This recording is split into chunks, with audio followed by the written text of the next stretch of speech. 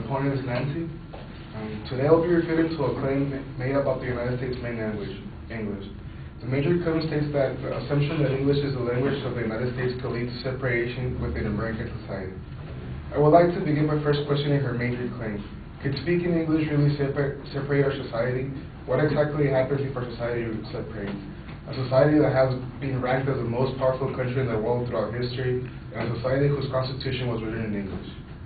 This is an example of inductive reasoning. Because some may have trouble communicating in our country, the whole country is in danger to separate. The generalization is not true and does not apply to the case. As stated by the author of the mentioned claim, the United States is a melting pot. This is what makes our country so beautiful and rich in its cultures. There's no benefit from diminishing or abandoning our own language. I absolutely do not agree and do not see any danger leading to separation of our country for speaking English, since 80% of our population already speaks English. In her first claim, the speaker gives a little history of the United States by talking about early settlers of the United States. All individuals in the country are descendants of or are themselves immigrants. Early settlers were Europeans, English-speaking, or Spaniards, Spanish-speaking, along with many others. The first people who inhabited the area were individuals traveling from Siberia 10 to 12,000 years ago. All this information is correct, but nonetheless it does not further her claim that our society could be separated for speaking English. In her second claim, she said that the early 1900s concept of Americanization may become popular again.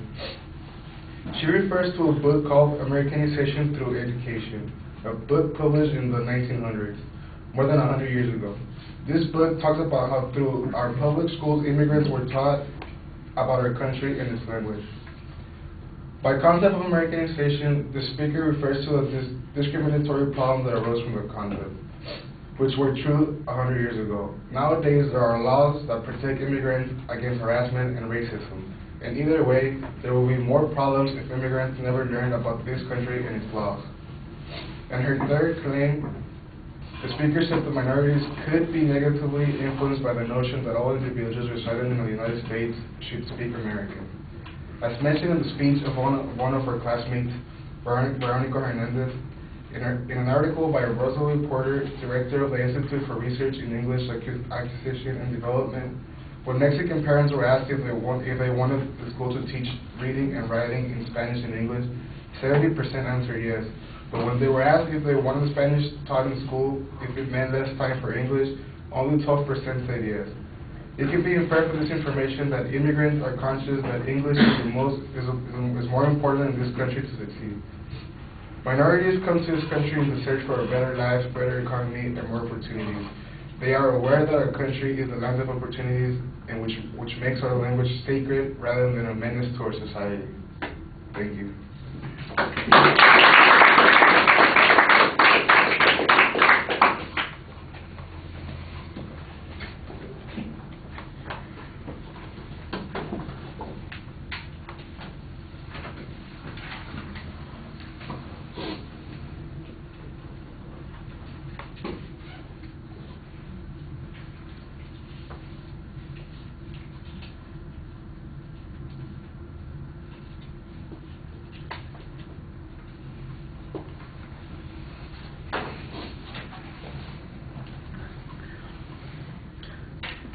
All right, the advocate's points are labeled. At the beginning of the speech, I think you need to speak up and slow down a little bit because I think you're rushing, and so it doesn't always come out as clearly as it might. I think you've got a good challenge to the generalization at the beginning of the speech.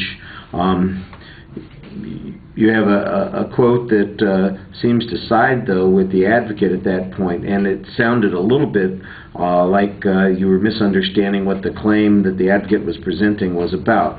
But as you got to the second point, I thought it was a lot clearer. Your explanation about the problem with viewing the Americanization process as still going on was okay.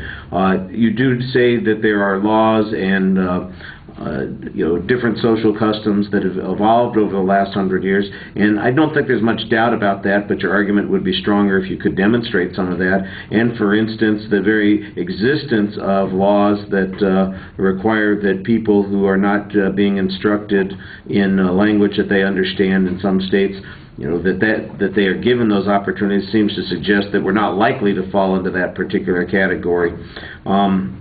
And I like the idea of your using the evidence from the other argument, talking about what the Spanish-speaking parents thought of spending time on English.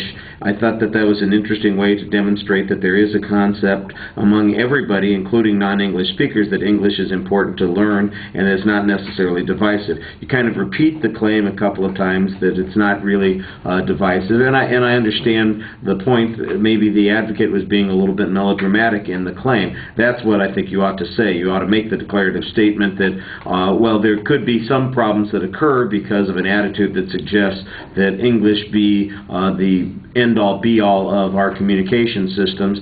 The truth is it's not going to have these kinds of effects, and I think that's an argument that you could develop more. All right, thank you.